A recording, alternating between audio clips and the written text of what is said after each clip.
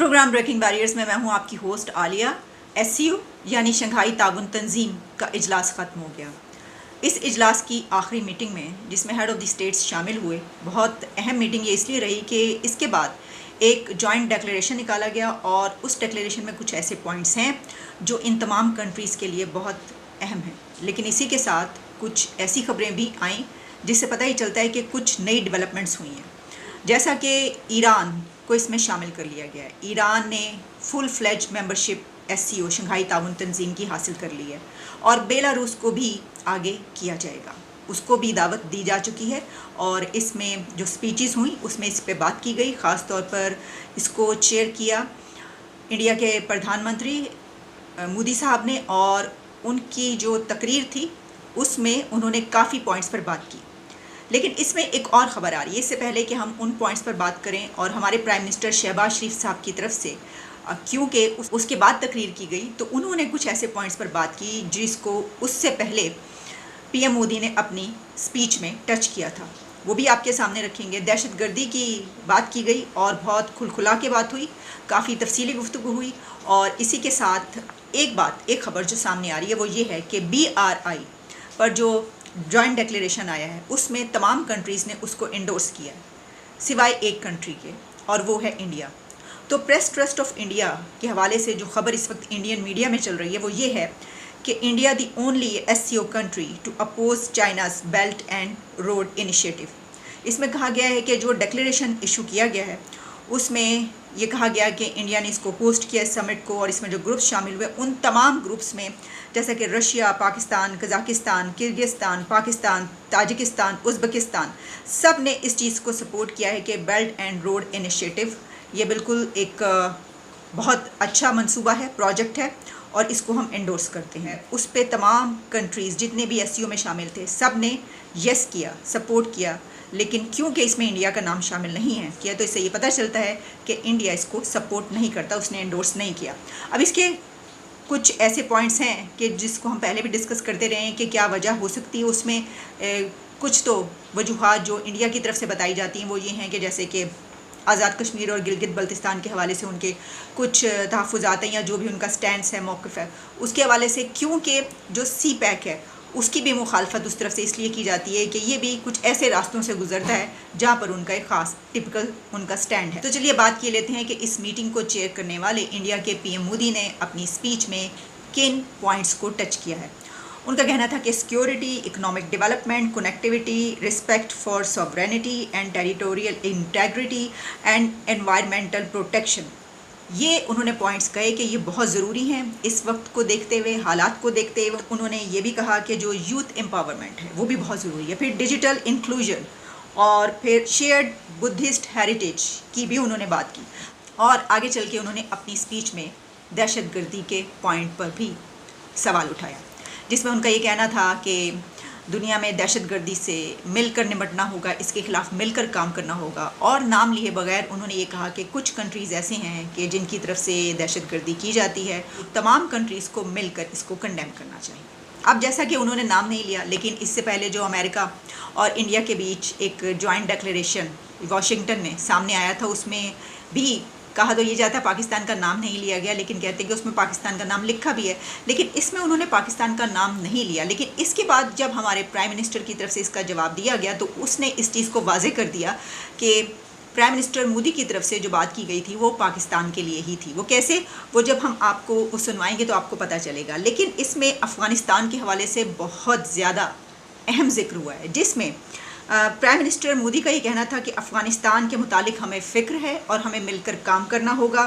इस प्लेटफॉर्म से मिलकर ईरान के एससीओ के मेंबर बनने के बाद हम चाबहार पोर्ट के लिए भी मिलकर काम कर सकते हैं। अफ़गानिस्तान पे ये कहा है कि जो हो रहा है उसकी बात की, और कहा कि सबको मिलना होगा वहाँ पे जो हालात पैदा हो रहे हैं और जो हो चुके हैं, और चाबहार पोर्ट को मिलकर हम काम कर सकते हैं उसके ऊपर। तो जो ईरान इसमें शामिल हुआ, मैंने आपको ये कहा था कि ये कोई छोटी मोटी खबर नहीं है, यानी जो इसके अंदर पॉइंट्स सामने आ रहे हैं, जो डेवलपमेंट्स हुई हैं वो काफ़ी बड़ी डेवलपमेंट्स हैं। क्योंकि ईरान के एससीओ में शामिल होने के बाद जो चाबहार की उन्होंने बात की, और उसके बाद हमने ये भी देखा कि अब ईरान के सऊदी अरेबिया से ताल्लुकात भी कायम हो चुके हैं, और ईरान के जो बॉर्डर्स हैं वहाँ पर पाकिस्तान की तरफ से भी मंडियाँ, ट्रेड बॉर्डर जो है वो स्टार्ट की गई है, बॉर्डर ट्रेड।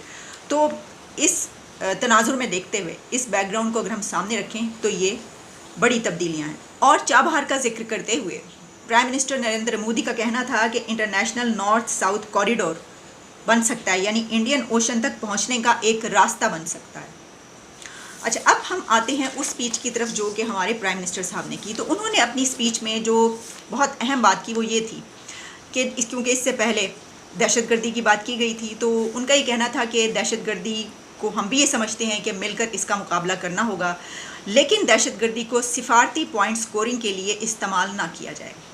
अब यही मैंने आपको बात इससे पहले कही थी कि उनकी तरफ से एक ऐसा जवाब आया है कि जिससे ये लगा है कि स्पीच में जो कहा गया था उसका जवाब उन्होंने दिया है। और प्राइम मिनिस्टर शहबाज शरीफ की तरफ से कश्मीर के इशू पर भी बात की गई है। पीएम शहबाज का ये कहना था कि पाकिस्तान ने दहशतगर्दी के खात्मे के लिए बेपनाह कुर्बानियाँ दी हैं और इस रीजन में अमन के लिए और ख़ास तौर पर ये जितने भी मेंबर स्टेट्स हैं इन सब की भी ये जिम्मेदारी है कि मिलकर काम करें और सिफारती पॉइंट स्कोरिंग के लिए दहशतगर्दी के इस्तेमाल से गुरेज करना चाहिए। उन्होंने कहा हम ये जानते हैं और मानते हैं कि दहशतगर्दी है एक बहुत बड़ी बला है और इस बला से निपटने के लिए हम सबको मिलकर काम करना होगा, लेकिन इसके लिए ये नहीं करना चाहिए, पॉइंट स्कोरिंग नहीं करनी चाहिए कि किसी भी मुल्क पर दहशतगर्दी का इल्ज़ाम लगा दिया जाए। इसके लिए फिर उन्होंने आगे सारी डिटेल्स भी बताई कि हम तो खुद इसके जो हैं वो रह चुके हैं, जो हम हमेशा कहते हैं, आप जानते हैं कि हमने जिस तरीके से यहाँ पे दहशतगर्दी की जंगें लड़ी हैं, कितने हमारे लोग मारे गए वगैरह वगैरह।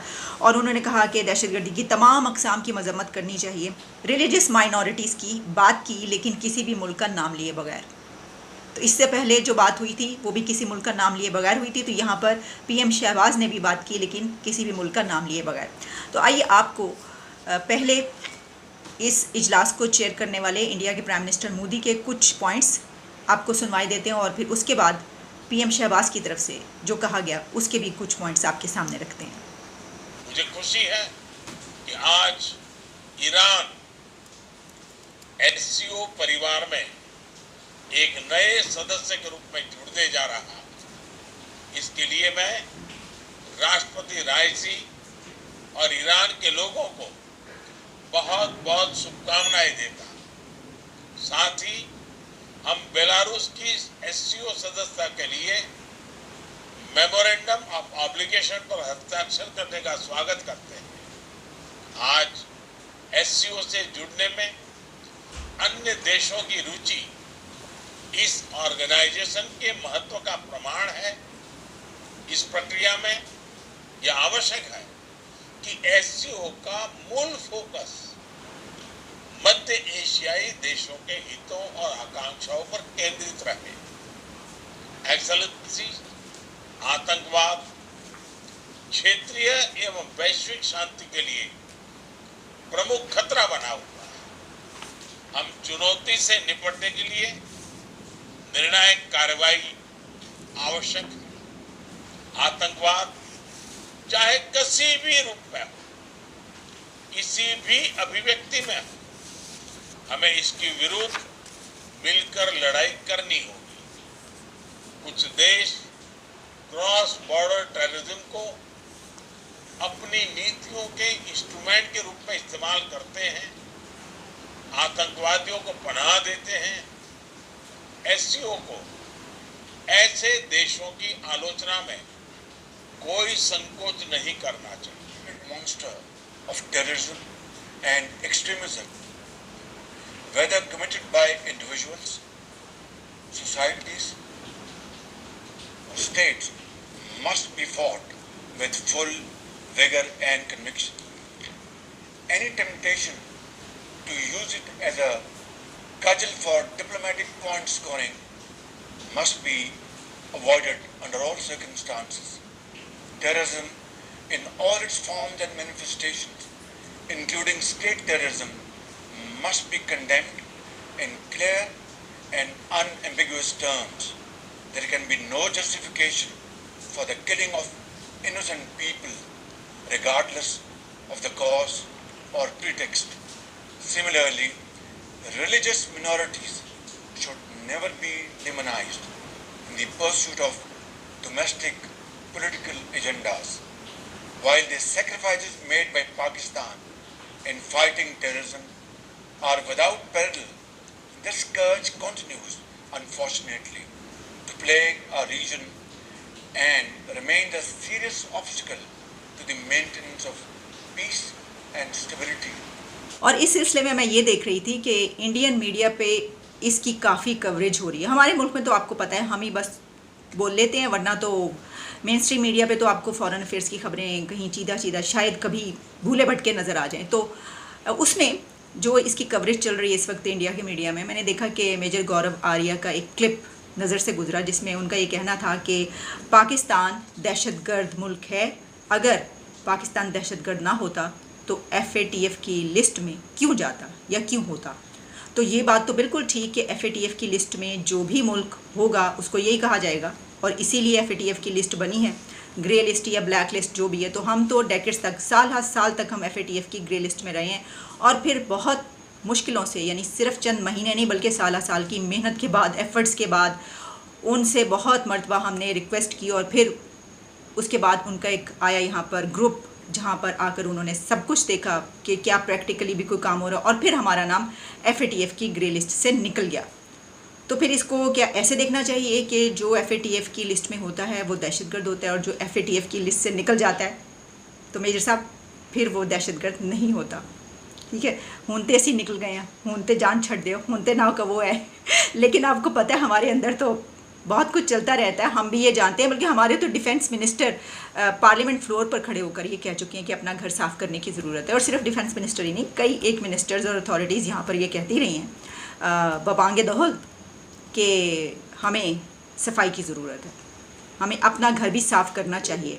तो उसकी ज़रूरत पड़ती रहती है, लेकिन हमारे ऊपर अब ये फ़र्ज़ ये है कि हमने अगर कुछ सफाई कर ली है तो उसको दोबारा गंदा ना होने दें, उसको सफाई ही वो रहनी चाहिए। तो देख लें, अब हम उस लिस्ट में नहीं है तो अब हम दहशतगर्द नहीं हैं। तो इजाज़त दें, दोबारा आपसे मुलाकात होती है।